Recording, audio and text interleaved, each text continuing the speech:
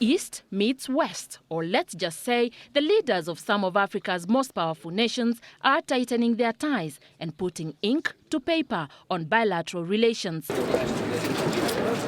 Speaking during the closing of a business forum between Kenya and Nigeria, President Uhuru Kenyatta reiterated the need to ease the cost of doing business in the region. We must therefore commit to eliminate the barriers that currently constrain movement of goods and services between our countries.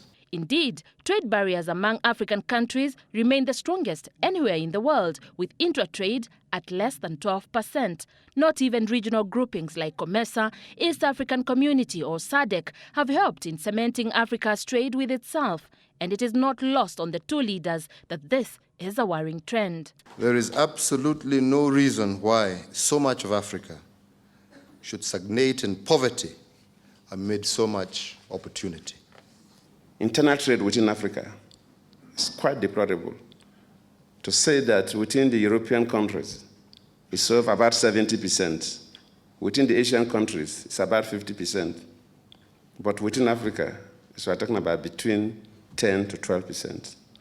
The two countries are now banking on strengthening trade relations in key sectors by taking advantage of the opportunities that lie in certain sectors. Kenya's tourism sector offers massive opportunities for investment to their Nigerian counterparts. The two countries also seek to improve on trade, especially in the ICT sector, with innovations considered as main drivers of African economies today. And just so that you know, the president does enjoy the Niger movies.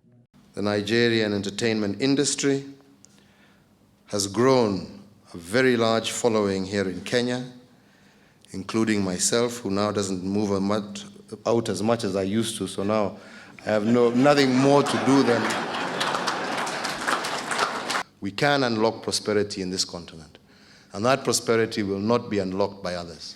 It will only be done by ourselves.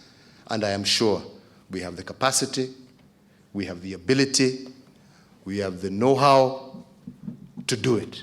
And there is also the sticky issue of visa requirements that the two leaders sought to address once and for all. And if President Kenyatta's sentiments are anything to go by, Nigerian investors are a happy lot.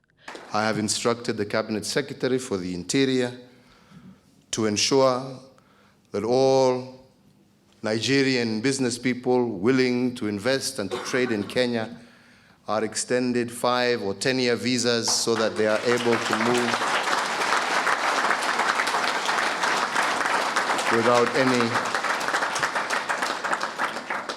without any restriction. You must make sure that you give 5 years, 10 years, for businessmen and women that their home countries can attest to the character of the individual. Or if people are investing in Nigeria, you know what they have already on ground. For many, the discourse of a united Africa that trades with itself could not come at a better time. What the Nigerian president and his Kenyan counterpart are addressing today are historical oversights where, upon gaining political independence, African countries overlooked the sticky issue of economic and commercial independence. I'm glad to hear that there will be also greater and closer collaboration between our two film industries. And I believe Kenya can really learn a lot from the Nigerian experience. We must encourage inter-African trade.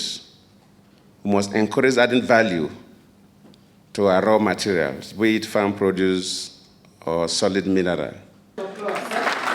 President Goodluck Jonathan also addressed Parliament today, where he echoed the sentiments of the African Union on the cases facing President Uhuru Kenyatta and his deputy William Ruto at the ICC.